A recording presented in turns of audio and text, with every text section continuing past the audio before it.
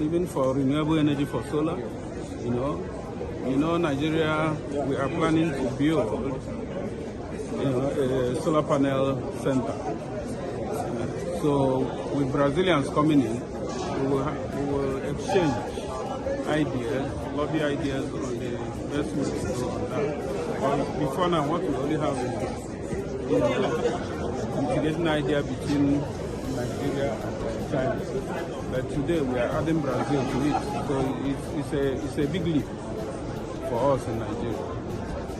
Thank you very much. We owe this achievement to our president for coming from the private sector, because if not that he comes from the private sector, he wouldn't be a listening president. He wouldn't understand it.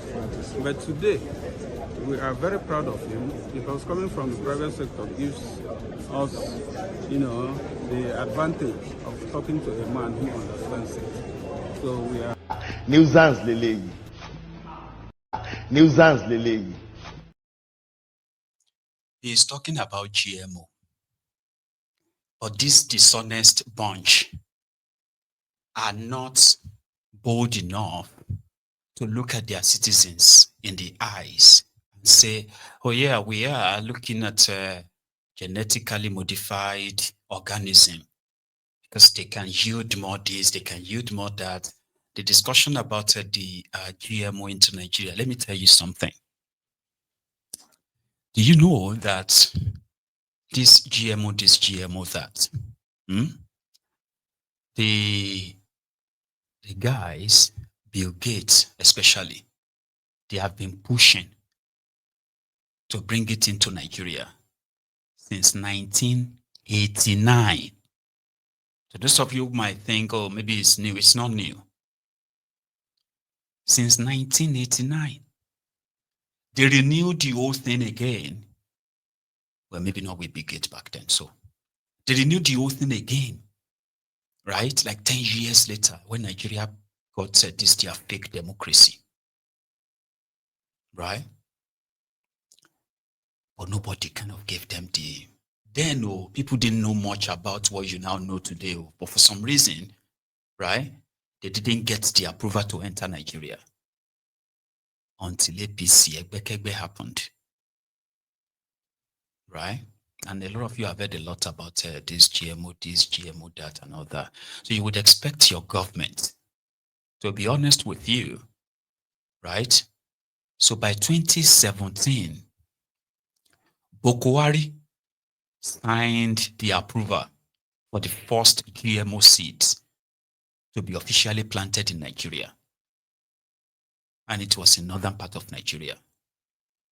Between 2017 and now, they have more than 30 locations where they have planted this GMO in Nigeria in different, cassava or ginger or pepper or veg and what do you call it, like corn or and others. Different variants, right? Now, Nigerians are reading up about it on social media, different takes and all of that. But their government continue to lie to them. That's the minister. That one is a minister of innovation. Something Nanji. Do you even know him? If you see him before tonight, would you know that he's a minister in Nigeria? If I ask you that, who is the Minister of Innovation and Technology? Now, their Minister for Innovation and Technology be that. The people that take decisions that affect lives of millions of people. Okay? And there is more. This one is a governor. His own takeaway from the meeting, according to him, is that Kaduna go get like $30 billion investment. Kaduna people, congratulations. Here is the typewriter. The banker, Sonny. I'm happy from what we discussed during bilateral meetings.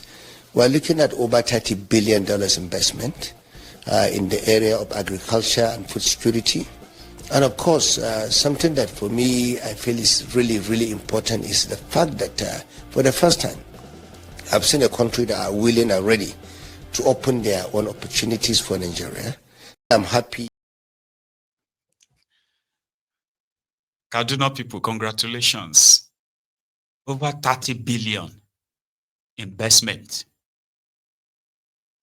in the area of agriculture, in the area of... They couldn't name one. That's another thing about them. Oh. They are going to tell you that we signed contracts of $40 billion who are coming to Nigeria. You say, right. And what are those contracts like with who and who? Then they will tell you that, no, we can't tell that in public. We can't say all of that in public. What are you talking about? You sign contract with ABC Farms. It is $1 billion. They are coming to come and build this and that. This is the body of the deal. We signed another deal with Spectra, CDA, technology. They are coming to build so and so, and it's worth $4 billion. You see how these mofos, they call dollars. Oh. That's how they speak to their moons in Nigeria. Oh. All this billion, 10 billion, 15 billion in power, 40 billion. You know? And most of them, right, left Nigeria with the stolen loot from Nigeria that they managed to go and put away somewhere, right? And then they come back and start telling their people how they signed this billion. They can't tell you who signed the billions or who is like, you know, they will say, I know we can't say everything.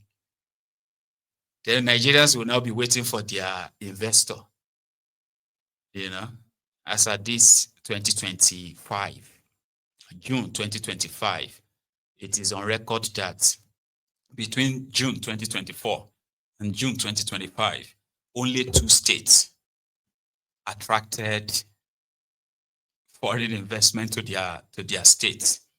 And the total investment in this period is $1.8 billion. Right? Okay, 3 states, they said.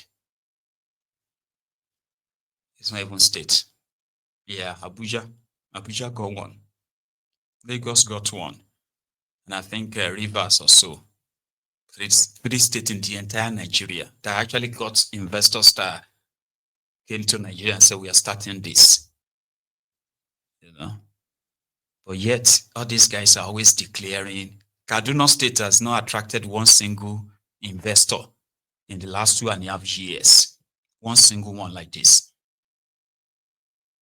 But their governor has traveled God knows how many times. Same with many of the others too. Their governors are always traveling. They are going for it, and that's what they tell their people there. Meanwhile, once they collect a state allocation, they will call their bureau de change. They will change the money to dollars. They will call their crypto managers. They will deposit the money, transfer the money into a crypto wallet for them. They take other cash that they can take, and that's them going on vacation to go and enjoy themselves. And you know how this place be now. They come here, they get the women, they party in their hotel, they do everything they want to do. In the process, they can look for who they call investors. Meanwhile, these are their partners in money laundering. Those ones that will now help them process money laundering. They can now bring them to their country and say, this person is coming to come and invest $450 million. Now, how much they want to steal from you be that too? For the agricultural repatriation security adjacent clinical projects. By the time you are even reading the name of the projects, you are tired already before you get to paragraph 1. Because it's all meaningless. Process of, Now this one seems to represent parastatus. Listen to him. So you've met the Mr. President, and you had some good conversations with him on the current state of the Securities and Exchange Commission. Can you give us a little more on what you discussed with the President, why it's important for Nigeria, and what the objectives you're meeting were? Yes, it was a very, very wonderful event and an opportunity to thank Mr. President for signing into law the ISA number 2, 2025.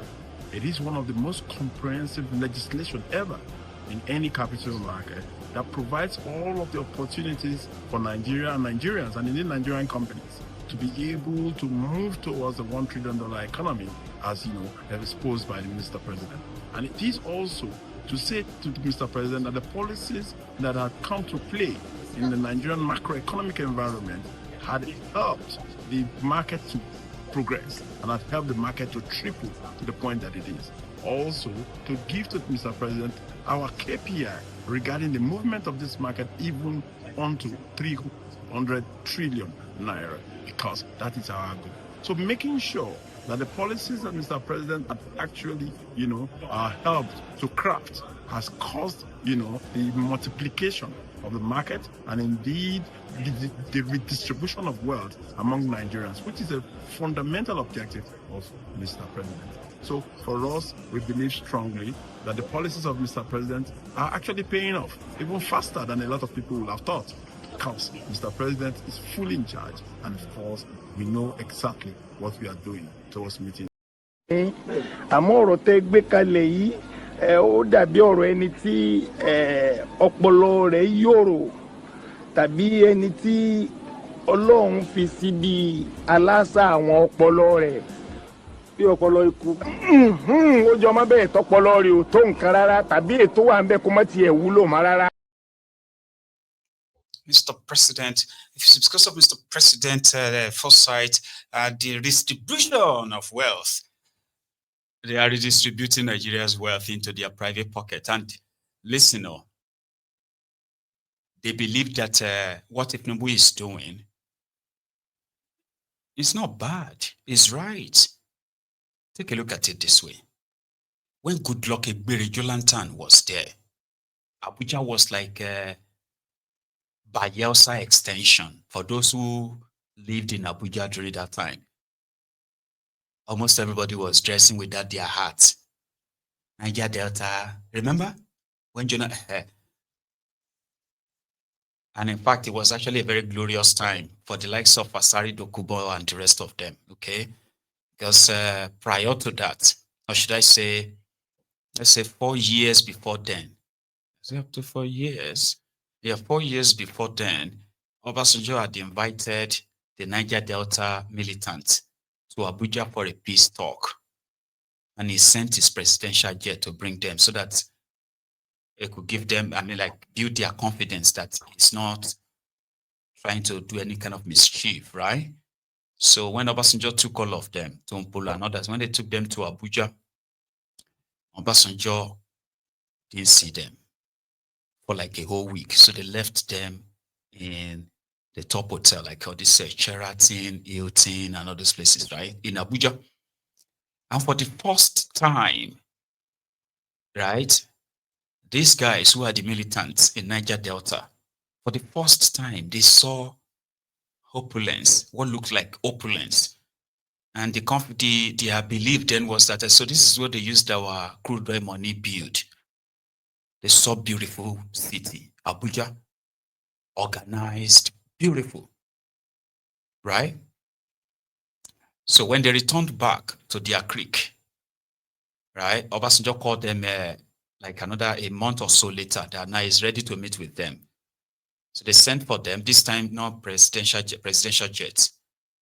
Obasanjo sent for them, and once they got to Abuja, from the airport, straight to Kuje prison. From Kuje prison, just normal cell, maximum prison, they were locked in underground cell for the next 7 months. When Asari came out, Baba, he'd be like a madman.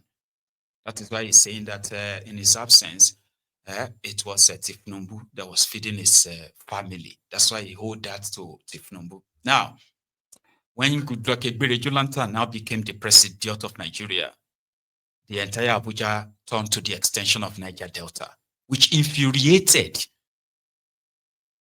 the Sharia North even more.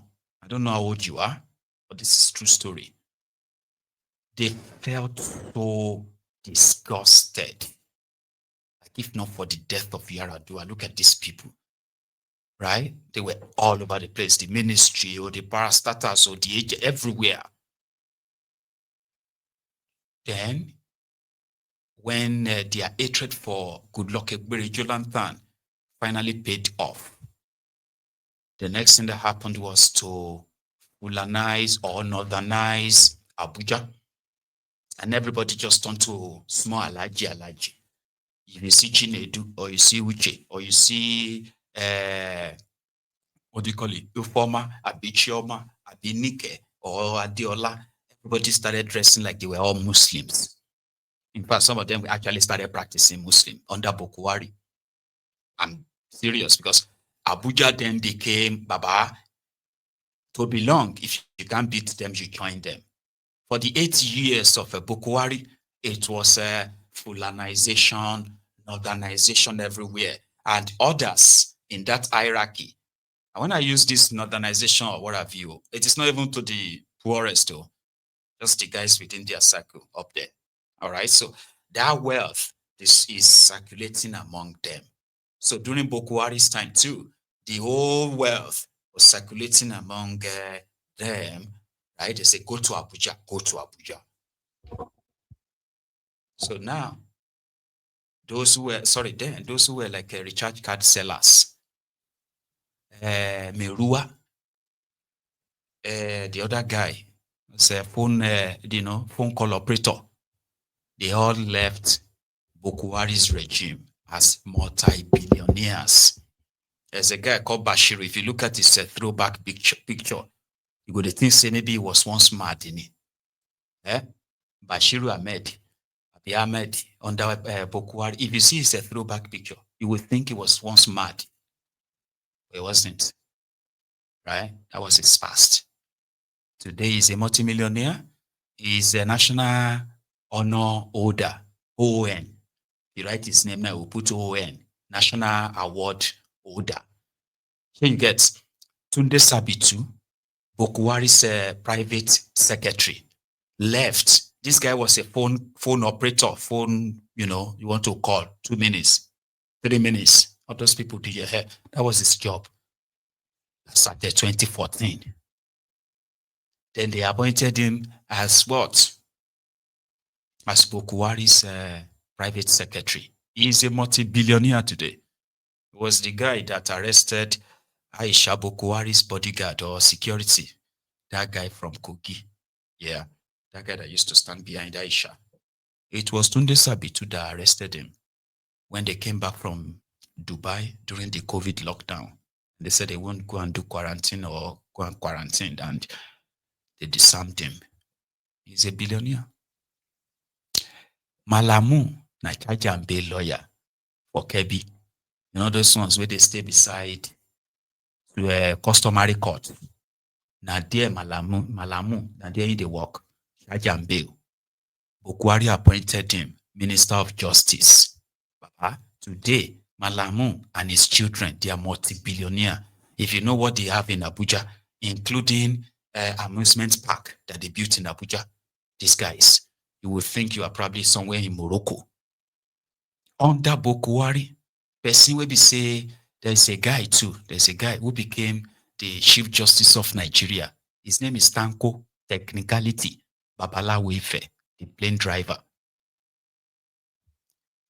Ogbeni na Sharia interpreter. But God knows where they got him from. Bokuwari brought him, made him the Chief Justice of Nigeria. He left as a very rich guy. I can go on and on and on and on and on and on like that. So today, the redistribution of Nigeria's wealth that Tinubu is doing is speaking his own circle too. While the rest of Yorubas who are supposed to say they have affiliation or any connection to Tinubu are screaming, Ebin power, Ebin power. Do you understand? While others are cashing out big time. To them, Tinubu is redistributing the wealth. He gives them appointments or he gives them contract. You see, at the end of the day, he will create new set of political jobbers who added nothing to the country, but they are they will be very, very rich. Very rich. Do you get that now? And once they are done, Maybe after Tinubu, suddenly they will want to save Nigeria, like those who were with Boko Haram. Here is the leader of the economy, the Tinubu-nomic. So this has been a historic visit for President Bola Ahmed Tinubu to Brazil. What do you have to say about this trip, and what does it portend for Brazil-Africa relations, Brazil-Nigeria relations, and the future of this relationship?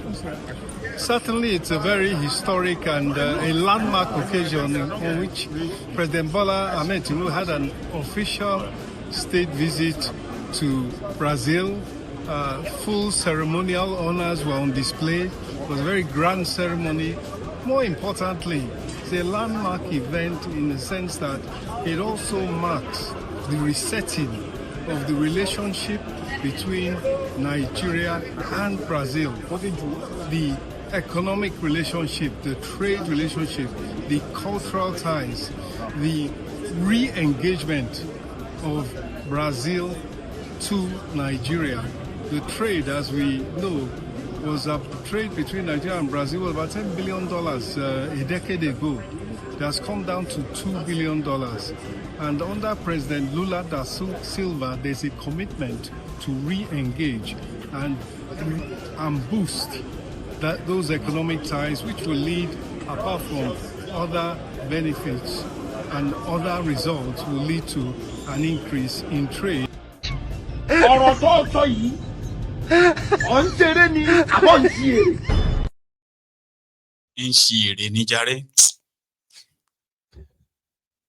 He says things that I think he believes them himself, or he doesn't at all. Nah, he shouldn't. They wouldn't. That's a Wale Idun calling the state visit of Tinubu to Brazil a landmark one, right? The bilateral trade relationship between Nigeria and Brazil is actually $1 billion. It's not even two. And the highest that the trade between Brazil and Nigeria, right? The highest it ever got to in Nigeria's history with them was $1.5 billion. Similarly, Nigeria's trade with Brazil, like when we say trade, like it is what you bring in from Brazil into Nigeria and what the Brazilians also take out of Nigeria. So in these exchanges, you get to know who is actually getting more in the long run. So they've had the chance of selling. And the only thing that actually was so like significant rather, right? Something that's so significant that Nigeria was selling to Brazil at the time was gas, I think, right? So cultural exchanges between Brazil and Nigeria is, dated back to this slave trade and others. Confessor Shoyinka was also there. They took him, right, to go and meet Lula da Silva as part of Tinubu's delegation.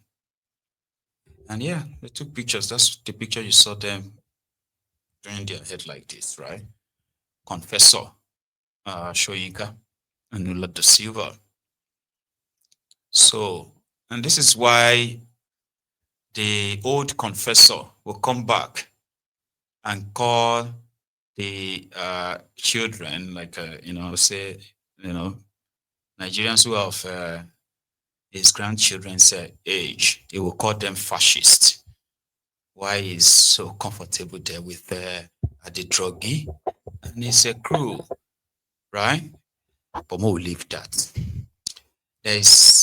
There is something they actually took out of the meeting, which is great, which is all right.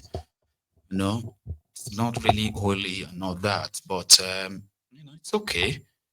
I've just been told that, or should I say, I've just discovered that to travel to Brazil is quite, a journey, right? If you take a look at the map, truly, right, it's just one straight one.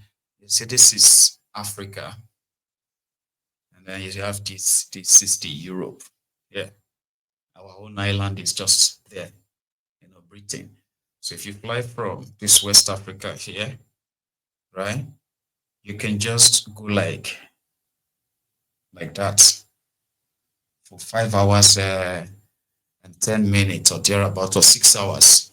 All right. So it's just fly from point here, here, and here. So the total journey can be